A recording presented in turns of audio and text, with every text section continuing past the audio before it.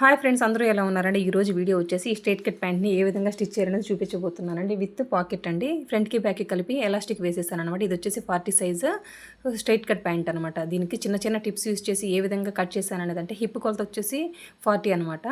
ఇప్పుడు సీట్ తక్కువ ఉండే వాళ్ళకి ఏ విధమైన టిప్స్ యూస్ చేసి కట్ చేయాలనేది ఆల్రెడీ ప్రీవియస్ వీడియోలో అప్లోడ్ చేస్తున్నాను. కావాల్సిన వాళ్ళు ఒకసారి చూసేయండి. చాలా మంచి మంచి టిప్స్ తోటి చెప్పున్నానండి, ఒకసారి చూసేయండి. ఇప్పుడు వచ్చేసి స్టిచ్చింగ్ చేసేద్దామండి. ఇప్పుడు వచ్చేసి ఇక్కడ బ్యాక్ పార్ట్ ఉంది కదా, బ్యాక్ పార్ట్ని తీసుకొచ్చేసి ఇక్కడ కిస్తా పాయింట్ ఉంది కదా, కిస్తా పాయింట్ వరకు హాఫ్ ఇంచ్ ఈ విధంగా మార్క్ చేసేసుకొని చూడండి. హాఫ్ ఇంచ్ మార్జిన్తోనే కుట్టాలండి, 1 ఇంచ్ అట్లా పెట్టుకోకూడదు. ఓకేనా? మనం కట్ చేసుకునేటప్పుడు కూడా మార్జిన్లు వచ్చేసి ఎక్స్ట్రా ఏమీ యాడ్ చేసుకోమన్నమాట. అది కటింగ్లోనే ఏ విధంగా ఖర్చులు కలుపుకోవాలనేది కూడా ఆల్రెడీ ఒక టిప్ చెప్పున్నానండి, అది కూడా ఒకసారి చూసేయండి. కానీ స్ట్రైట్ కట్ ప్యాంట్లో తెలియాల్సింది ఒకటే అండి, హాఫ్ ఇంచ్ ఖర్చు విడిచిపెట్టుకుంటూనే కుట్టుకుంటూ రావాలి. ఇక్కడ వచ్చేసి 1 ఇంచులు 2 ఇంచులు అట్లా ఖర్చు విడిచిపెట్టుకొని కుట్టుకుంటూ రాకూడదండి. ఇప్పుడు వచ్చేసి బ్యాక్ పార్ట్ స్టిచ్ చేయడం కంప్లీట్ అయిపోయింది కదా. ఇప్పుడు వచ్చేసి ఫ్రంట్ పార్ట్ అండి. ఫ్రంట్ పార్ట్ కూడాను సేమ్ అదే విధంగా ఒక హాఫ్ ఇంచ్ మార్జిన్ మార్క్ చేసేసుకొని 2 కుట్లు వేయాలండి. ఇక్కడ గుర్తుపెట్టుకోవాల్సింది ఖచ్చితంగా 2 కుట్లు వేయాలండి. చూడండి, ఈ విధంగా మార్క్ చేసేసుకొని, అంటే కొత్త వారికి అర్థం అవడం కోసం ఖచ్చితంగా ఆ విధంగా మార్క్ చేసుకోమని చెప్తున్నానండి. మామూలుగా అయితే అందాజుగా కుట్టడం కట్టాను, కొత్త వాళ్ళకి వచ్చేసి తెలియదు కాబట్టి ఒక హాఫ్ ఇంచ్ మార్క్ చేసేసుకొని కుట్టేసుకుంటే సరిపోద్దండి. ఈ విధంగా 2 కుట్లు వేసేసాను కదా. ఇప్పుడు దీనికి ఈ విధంగా పాకెట్ని స్టిచ్ చేస్తాననేది చూడండి. ఆల్రెడీ పాకెట్ క్లాత్ని కట్ చేసి పెట్టుకొని ఉన్నాం కదా, అది ఏ విధంగా ప్లేస్ చేసేసుకోవాలి అనేది కూడా చూపిస్తున్నాను చూడండి. పైనుంచి వచ్చేసి ఒక 1.5 ఇంచ్ వరకు కూడాను ఈ విధంగా మార్క్ చేసేసుకుంటున్నాను. ఇంకా అక్కడి నుంచి వచ్చేసి ఒక 6 ఇంచులకు మార్క్ చేసేసుకుంటే సరిపోద్దండి ఎవరికైనా కూడాను. అంటే మనం పాకెట్లో హ్యాండ్ పెట్టుకోవడానికి ఫ్రీగా ఉండడం కోసం 6 ఇంచులు అనమాట. ఓకేనా? ఇంకా లేదు మీకు ఇంకా కావాలనుకుంటే పెట్టుకోవచ్చు, అంతకంటే అవసరం లేదండి. ఇక్కడ చూడండి, అదే 6 ఇంచులని ఇక్కడ మార్క్ చేసేసుకుంటున్నాను. మనకు పాకెట్ క్లాత్ ఉంది కదా, అదే 6 ఇంచులు ఆ విధంగా మార్క్ చేసేసుకొని హాఫ్ ఇంచ్ ఖర్చు విడిచిపెట్టుకొని ఏ విధంగా స్టిచ్ చేస్తాను అనేది చూడండి. స్టార్టింగ్ రబ్ ఇవ్వాలి, అదేవిధంగా కింద వైపున కూడా 6 ఇంచుల దగ్గర మార్కింగ్ ఉంది కదా, అక్కడ వరకు తీసుకెళ్ళి ఆ మార్కింగ్ దగ్గర రబ్ ఇచ్చేసి పక్కకు లాగేయాలండి. ఇప్పుడు చూడండి ఏ విధంగా కట్ చేస్తున్నాను, స్టిచ్ చేస్తున్నాను అనేది గమనించండి. ఇక్కడ అని చెప్పడంతో పాటును చూస్తూ ఉంటే మీకు అర్థమవుతుంది. ఈ విధంగా ఇక్కడ కట్ ఇవ్వాలి, అక్కడ వరకు స్టిచ్ చేశాను అనమాట. 2 వైపులా ఆ విధంగా కట్ ఇచ్చేసి ఈ విధంగా రబ్ చేసేసి చూడండి, ఈ విధంగా లోపలికి తిప్పేసి ఇప్పుడు పైనుంచి ఒక అనకుట్టు వేయాలండి. ఓకేనా? చివరినైనా వేసుకోవచ్చు, లేదంటే ఒక పావించి గ్యాప్ ఇచ్చైనా వేసుకోవచ్చు అండి. నేను వచ్చేసి చివరి వైపున వచ్చేసి ఒక కుట్టు వేసేస్తున్నాను.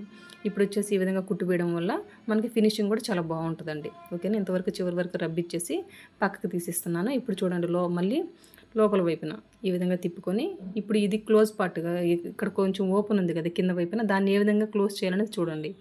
ఆల్రెడీ ఒకవైపున క్లోజ్ ఉంది, ఇటువైపున వచ్చేసి క్లోజ్ చేయాలి కాబట్టి ఇది ఓపెన్ కాబట్టి ఇక్కడ వచ్చేసి ఒక కుట్టు వేస్తున్నాను. మళ్ళీ గట్టిగా ఉండడం కోసం ఇంకొక కుట్టు కూడా వేసేస్తున్నాను అండి. అంటే మనకి 2 కుట్లు వేయడం వల్ల తొందరగా కుట్లు ఊడిపోవు అనమాట. అందుకోసం ఇక్కడ ఒక చిన్న ఘాటు పెట్టేసుకొని ఈ మూలలో తిరగడం కోసం అండి ఈ విధంగా తిప్పేసుకున్నాను అనమాట. చూడండి, ఇప్పుడు వచ్చేసి ఈ విధంగా గమనిస్తూ ఉండండి, మీకు అర్థమైపోద్ది అనమాట. ఇప్పుడు వచ్చేసి ఆ కాలి భాగానికి క్లాత్ని పెట్టేసి ఒక కుట్టేసేయడం అండి. ఇదంతా ఓపెన్గా ఉంది కదా, చూడండి ఇక్కడంతా కూడాను జాయిన్ చేసేస్తున్నాను. పైన చివరి వరకు కూడాను జాయిన్ చేసేసుకుంటూ రావడం, అంటే ఈ పాకెట్ని వచ్చేసి ఫ్రంట్ పార్ట్కి జాయిన్ చేసేయడం అనమాట. ఓకేనండి? మీకు అర్థమైందని అనుకుంటున్నాను. చూడండి ఇట్లా ఉంటుంది. అది అయిపోయింది కదా. ఇప్పుడు వచ్చేసి బ్యాక్ పార్ట్ని తీసుకొచ్చేసి ఫ్రంట్ పార్ట్ మీద పెట్టేసుకొని కిస్తా పాయింట్ దగ్గర నుంచి కాలు చివరి వరకు కూడాను 2 వైపులా స్టిచ్ చేయాలండి. అది కూడా గమనిస్తూ ఉండండి. చూడండి, మీరు వచ్చేసి స్టిచ్ చేసేటప్పుడు స్టార్ట్ చేయడం కూడా కిస్తా పాయింట్ దగ్గర నుంచి స్టార్ట్ చేయండి. ఓకేనా?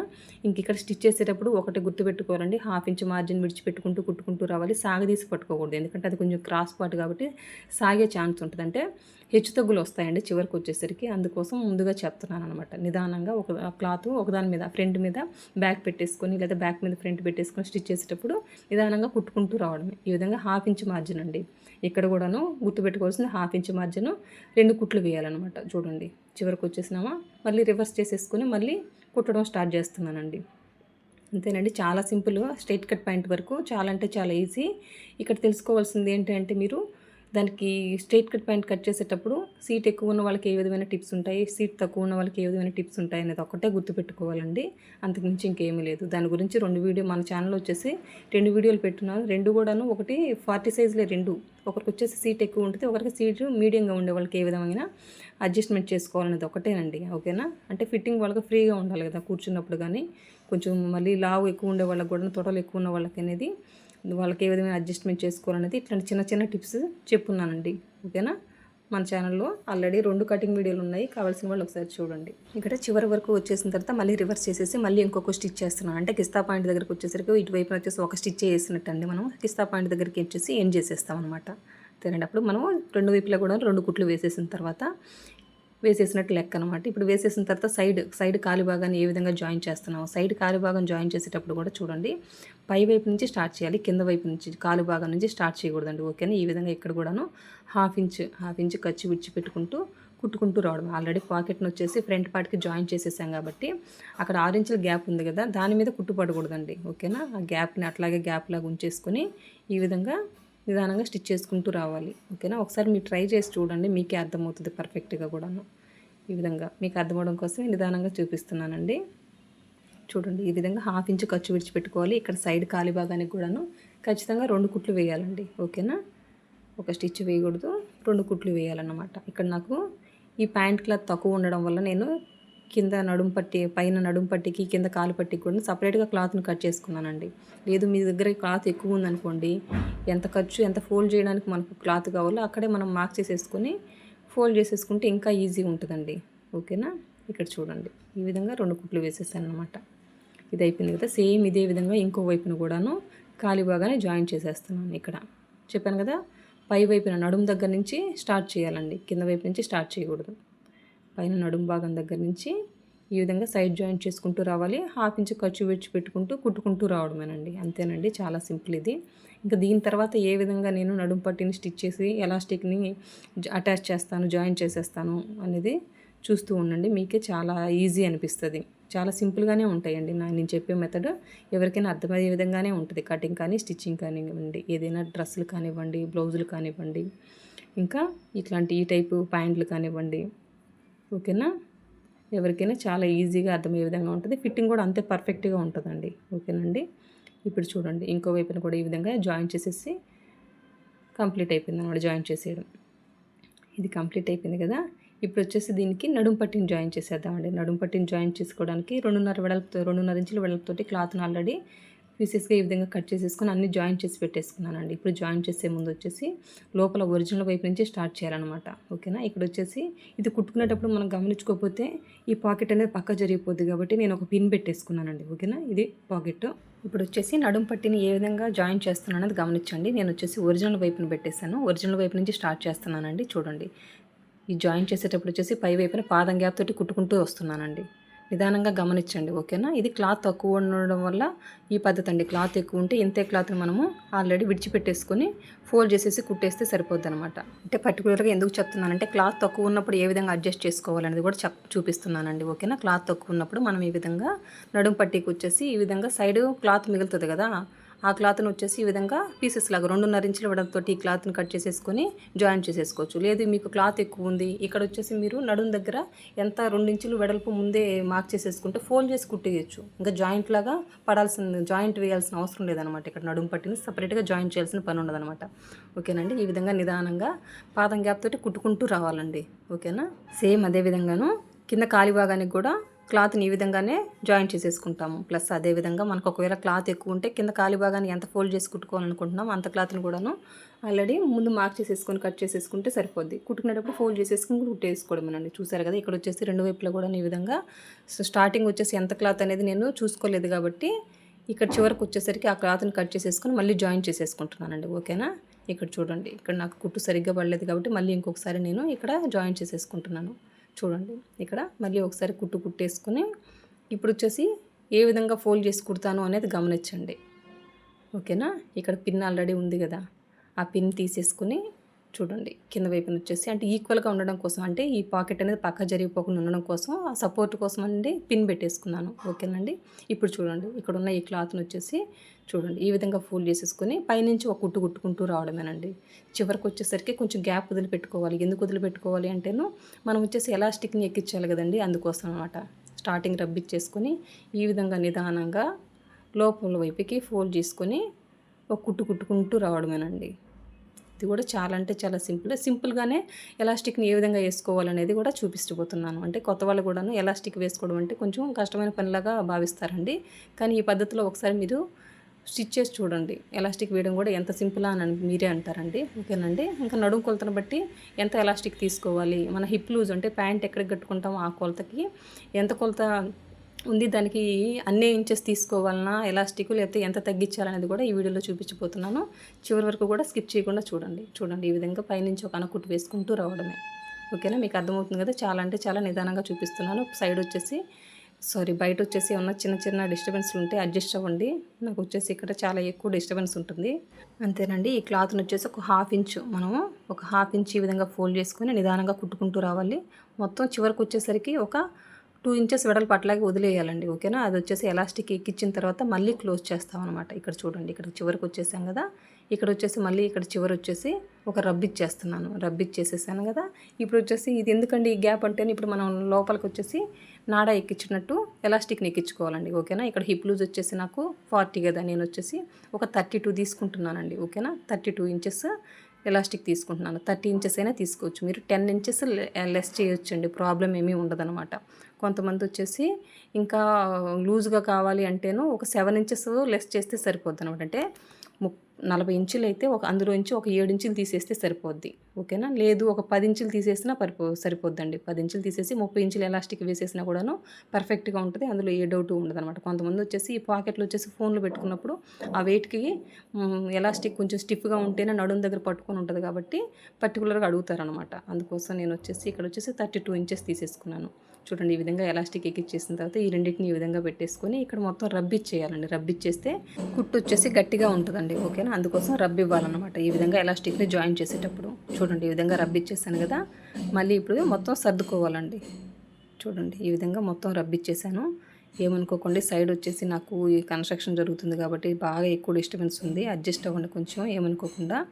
ఓకేనండి, చూడండి ఇక్కడ గ్యాప్ ఉంది కదా, ఈ కొంచెం గ్యాప్ను కూడా నేను ఇక్కడ వచ్చేసి జాయిన్ చేసేస్తున్నా. పైనుంచి మళ్ళీ ఒక కుట్టు వేసేస్తున్నా ఇక్కడ క్లాత్ని ఫోల్డ్ చేసేసుకొని. అంతేనండి. ఇప్పుడు వచ్చేసి మళ్ళీ ఎలాస్టిక్ని ఏ విధంగా స్టిచ్ చేయాలనేది చూడండి. ఫస్ట్ వచ్చేసి ఇదంతా లోపలికి ఎలాస్టిక్ ఎక్కించిన తర్వాత వచ్చేసి ఈ విధంగా అడ్జస్ట్ చేస్తే మనకి అదే సర్దేసుకుంటుందండి. ఈక్వల్గా ఫ్రిల్ని అదే క్లాత్ని అడ్జస్ట్ చేసేసుకుంటుంది. ఇప్పుడు వచ్చేసి మనం పని ఏంటి, ఇంకా స్టిచ్ చేయడమేనండి. పైనుంచి ఒక కుట్టు వేసేయడమే. చూడండి, ఈ విధంగా సాగదీసి పట్టుకొని మిడిల్ నుంచి ఒక కుట్టు వేసుకుంటూ రావడమేనండి. గమనిస్తున్నారు కదా ఏ విధంగా ఎలాస్టిక్ని స్టిచ్ చేస్తున్నాను అనేది. మనం ఎలాస్టిక్ ఎక్కించిన తర్వాత ఒకసారి సాగదీయాలన్నమాట. ఆ క్లాత్ని సాగదీసేస్తే ఫ్రిల్ లాగా ఏర్పడుతుంది అనమాట. ఫ్రిల్ లాగా కూడా ఈక్వల్గా ఫ్రిల్ ఏర్పడిపోతుంది. ఓకేనండి, ఎక్కువ తక్కువ అనేది కాకుండా ఈక్వల్గా అదే అడ్జస్ట్ చేసేసుకుంటుంది అనమాట. అది మెయిన్ టిప్. చూడండి, ఇంక ఇప్పుడు వచ్చేసి ఎలాస్టిక్ని స్టిచ్ చేసేటప్పుడు వచ్చేసి ఇప్పుడు సూది దింపున్నానండి. సూది దింపి మళ్ళీ ఎలాస్టిక్ని ఈ విధంగా సాగదీసి పట్టుకొని మళ్ళీ కుట్టాలండి. మళ్ళీ ఇప్పుడు సూది దింపేసి మళ్ళీ చూడండి, ఈ క్లాత్ వచ్చేసి ఫ్రంట్ వైపు బ్యాక్ వైపు ఈ 2 హ్యాండ్స్ తోటి ఈ విధంగా పట్టుకొని కుట్టడం స్టార్ట్ చేయాలన్నమాట. ప్రతిసారి సాగదీసి పట్టుకునేటప్పుడు ఆ సూదిని దింపి ఆ తర్వాత ఈ పద్ధతి ప్రకారం కుట్టాలండి. ఓకేనా, ఇక్కడంతా కూడా అయిపోయింది కదా. ఇక్కడ ఎలాస్టిక్ని స్టిచ్ చేయడం మీకు కావాలంటే మళ్ళీ ఇంకో కుట్టు కూడా వేసుకోవచ్చు అండి. పాదం గ్యాప్ తోటి నేను వచ్చేసి ఒక కుట్టే వేసేసాను అనమాట. అది అయిపోయింది కదా. ఇప్పుడు కాలుకి వచ్చేసి నేను పట్టిని జాయిన్ చేసేస్తాను. కాలి భాగానికి కూడాను మనకి క్లాత్ తక్కువ ఉంది కాబట్టి నేనేమి ఎక్స్ట్రా క్లాత్ విడిచిపెట్టుకోలేదు కాబట్టి ఇక్కడ చూడండి, ఈ 2.5 ఇంచుల క్లాత్ ఉంది కదా, దాన్నే యూజ్ చేస్తున్నాను. చూడండి, ఈ విధంగా పాదం గ్యాప్ తోటి కుట్టుకుంటూ రావడమేనండి. ఒరిజినల్ వైపుని పెట్టేసుకొని కుట్టుకుంటూ రావడమే. ఓకేనా, ఇది కుట్టడం కొంచెం నిదానంగా కుట్టుకోవాలండి. మనకి అంత కంఫర్ట్ అనిపించదు అనమాట. ఎందుకంటే వెడల్పు తక్కువ ఉంది కాబట్టి కొంచెం అంత కంఫర్ట్గా ఉండదండి. ఇక్కడికి వచ్చిన తర్వాత చూడండి, ఈ ఎక్సెస్ క్లాత్ అంతటిని కట్ చేసేసుకుంటున్నాను. చూడండి, ఏ విధంగా జాయిన్ చేసేస్తున్నాను అన్నది. ఇప్పుడు ఈ రెండింటిని కూడాను జాయిన్ చేసేస్తానండి. చూడండి, ఈ రెండింటిని ఈ విధంగా జాయిన్ చేసేసుకొని మళ్ళీ అక్కడ గ్యాప్ ఉంది కదా, అక్కడి వరకు కూడా నాకు కుట్టేసేసుకోవడమే. చాలా సింపుల్ అనమాట. కానీ ఏదైనా ఒకసారి ట్రై చేస్తే సింపుల్ అనిపిస్తుందండి. ట్రై చేయనంత వరకు ఏదైనా కష్టంగానే అనిపిస్తుంది. అందుకనే పర్టికులర్గా చెప్తున్నాను, ఒకసారి ట్రై చేసి చూడండి మీరు. ఓకేనండి, ఇప్పుడు చూసారు కదా. ఇప్పుడు మళ్ళీ ఈ విధంగా ఫోల్డ్ చేసేసుకొని మళ్ళీ ఒక కుట్టు కుట్టుకోవడమే. అంటే మీకు పట్టీ వెడల్పు ఎక్కువ కావాలంటే ఇంకా ఎక్కువ క్లాత్ తీసేసుకోండి, లేదు ఇంకా సన్నగా కావాలంటే క్లాత్ని తక్కువ తీసుకోండి. నేను వచ్చేసి 2.5 ఇంచుల వెడల్పుతోటి పట్టీ తీసుకున్నాను కాబట్టి, అంటే క్లాత్ని కట్ చేసుకున్నాను కాబట్టి నాకు ఇంత వెడల్పు వచ్చిందండి. ఓకేనా, అది మీ ఇష్టం అండి. ఈ విధంగా మళ్ళీ పైనుంచి ఒక కుట్టు వేసేసుకుంటే సరిపోద్ది అనమాట. చూసారు కదా ఎంత సింపుల్గా అయిపోయిందో. అంతేనండి, ఈ విధంగా నిదానంగా అంటే ఇది వెడల్పు తక్కువ ఉంది కాబట్టి నిదానంగా అడ్జస్ట్ చేసుకుని కుట్టుకుంటూ రావాలండి. కొంచెం దూరం కుట్టిన తర్వాత మళ్ళీ సూది దింపి మళ్ళీ క్లాత్ని సర్దుకోవాలండి. అదొకటే ఇక్కడ కాలిపట్టిని కుట్టేటప్పుడు గమనించుకోవాల్సింది. ఇది అయిపోయింది కదా. ఇప్పుడు సేమ్ అదే విధంగా ఇంకో వైపును కూడా కాలి భాగాన్ని స్టిచ్ చేసుకుంటున్నానండి. చూడండి, ఒక వైపున అయిపోయింది కదా. సేమ్ అదే విధంగా ఇంకో వైపున కూడా చూడండి. ఈ విధంగా ఒరిజినల్ వైపున పెట్టేసుకొని ఒక పాదం గ్యాప్ తోటి ఫస్ట్ స్టార్ట్ చేసేటప్పుడు వచ్చేసి ఒక పాదం గ్యాప్ తోటి కుట్టుకుంటూ రావడమేనండి. అది నడుము పట్టికైనా కూడాను కాలి పట్టికైనా కూడా ఈ విధంగా పాదం గ్యాప్తో కుట్టుకుంటూ రావాలండి. ఓకేనా. మీకు వచ్చేసి నా కటింగ్ కానివ్వండి, స్టిచ్చింగ్ కానివ్వండి అర్థమవుతుందా లేదా అనేది కామెంట్ రూపంలో తెలియజేయండి. మీకు ఏమనిపిస్తుంది, ఈజీగా అర్థమవుతుందా లేదా, ఇంకా ఏమైనా మార్పులు చేర్పులు చేసుకోవాలనేది కూడా కామెంట్ రూపంలో తెలియజేయండి. ఓకేనండి. చూడండి, ఇక్కడ వరకు కూడాను కుట్టేసిన తర్వాత వచ్చేసి ఇక్కడ ఉన్న ఎక్సెస్ క్లాత్ని కట్ చేసుకోవాలండి. చూడండి, మళ్ళీ ఇప్పుడు వచ్చేసి ఈ క్లాత్ని ఈ విధంగా జాయిన్ చేసేయాలి అనమాట. జాయిన్ చేసేసుకొని మరి నాకు ఎక్కువ ఎక్సెస్ ఉంది కాబట్టి అదంతా కట్ చేసేసుకొని మళ్ళీ ఇక్కడ చూడండి, ఇక్కడ గ్యాప్ ఉంది కదా, దీన్ని కూడా నాకు కుట్టేసుకుంటున్నాను. ఇప్పుడు చూడండి, చూసారు కదా, చాలా సింపుల్గానే అయిపోయింది కదండి. ఎవరికైనా కూడా అర్థమయ్యే విధంగానే చెప్తున్నాను. చూడండి, ఇప్పుడు వచ్చేసి ఈ విధంగా పెట్టేసుకొని మీకు కాలి పట్టి ఎంత వెడల్పు కావాలో అంత క్లాత్ని ఫోల్డ్ చేసేసుకోవాలి. నాకు ఇంత ఒక 1 ఇంచ్ వెడల్పు సరిపోద్ది కాబట్టి మిగతా ఉన్న క్లాత్ అంతటిని కూడా నేను ఫోల్డ్ చేసేసుకొని కుట్టుకుంటూ వస్తున్నానండి. చెప్పాను కదా, ఈ విధంగా నిదానంగా కొంచెం కుట్టిన తర్వాత మళ్ళీ సర్దుకోవాలండి. అంటే వెడల్పు తక్కువ ఉంది కాబట్టి ఈ పద్ధతి అనమాట. ఈ విధంగా నిదానంగా కొంచెం కుట్టిన తర్వాత మళ్ళీ సర్దుకోవడం, మళ్ళీ ఫోల్డ్ చేసేసుకొని కుట్టుకుంటూ రావడం అండి.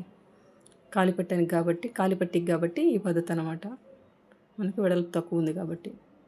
చూస్తారు కదా, నడుము పట్టికి అయితే చాలా ఫాస్ట్గా అయిపోయింది, కానీ కాలిపట్టికి మాత్రం కొంచెం నిదానంగా సర్దుకుంటూ కుట్టుకుంటూ రావాలండి. ఓకేనండి. ఈ విధంగా కుట్టేసుకున్న తర్వాత మీకు ఫినిషింగ్ ఏ విధంగా వచ్చిందనేది కూడా చూపిస్తాను చూడండి. ఓకేనా. ఎంత పర్ఫెక్ట్గా వచ్చిందో కూడా ఒకసారి చూసారు కదా, ఆల్రెడీ స్టార్టింగ్ కూడా చూసారు కదండి.